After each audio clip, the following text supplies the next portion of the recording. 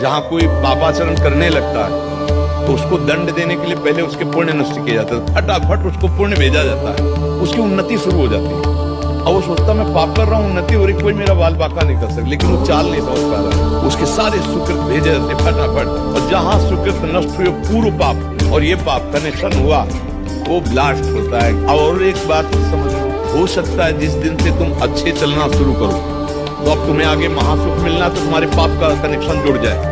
अब हर कदम पे विपत्ति, ऐसा भी माया दिखा सकती, बहुत विचित्र है, पर आप पक्का समझ लीजिए कि वो आपके पाप नष्ट हो रहे हैं, आगे महासुख आने वाला है। क्योंकि जिस समय पूर्व पुण्य और ये पुण्य कनेक्शन हुआ प्रकाश में, जहाँ कोई पापाचरण करने लगता है तो उसको दंड देने के लिए पहले उसके पुण्य नष्ट किए जाते हैं, फटाफट उसको पुण्य भेजा जाता है, उसकी उन्नति शुरू हो जाती है।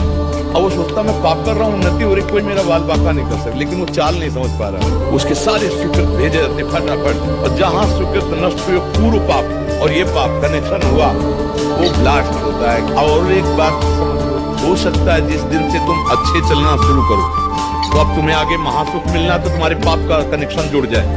अब हर कदम पे विपत्ति, ऐसा भी माया दिखा सकती, बहुत विचित्र है, पर आप पक्का समझ लीजिए कि वो आपके पाप नष्ट हो रहे हैं, आगे महासुख आने वाला है।